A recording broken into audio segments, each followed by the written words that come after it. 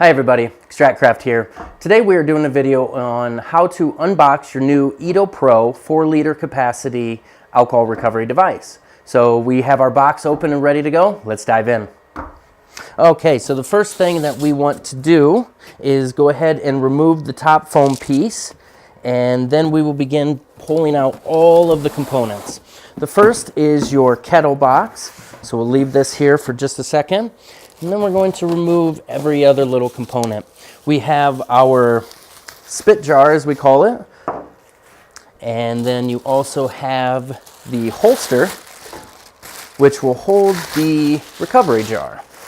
Set those off.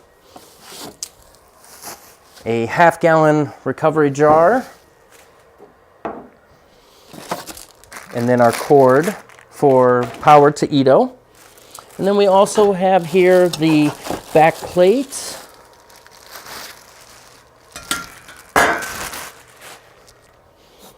We'll go ahead and remove this cardboard.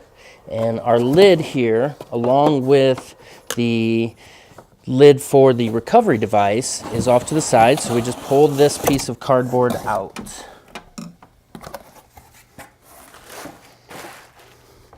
And now we can go ahead and remove all the rest of the cardboard before we remove EtOH.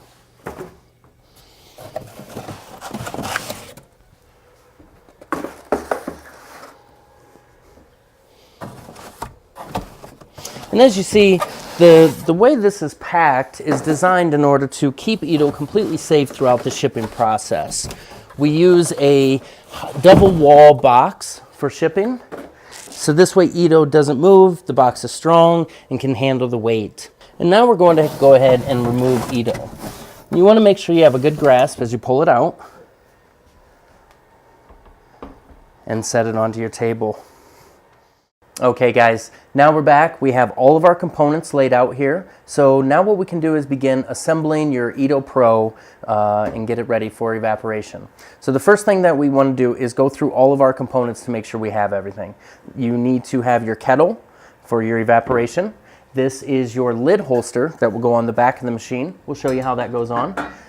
You should have a half-gallon mason jar, a secondary jar, your power cord, and a side holster that will go on here that will hold this jar in place. And then your lid here on the back, and also then your recovery into your mason jar. So let's go ahead and we'll begin putting everything together here for you. So our holster has 4 holes here that will fit into these 4 screws. First thing we want to do is line these up and set them in, and then push straight down. And then go ahead and just take your Phillips screwdriver and gently tighten them. Not too hard, just snug.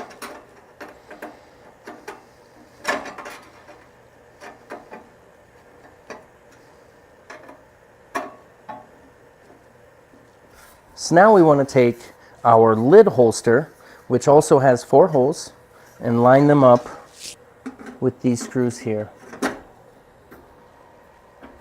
And gently push down, and then just your Phillips screwdriver to gently tighten them.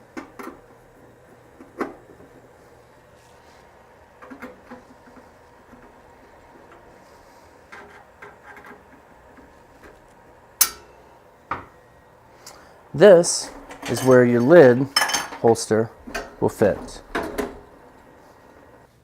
So at this point we go ahead and hook this hose to our secondary recovery jar.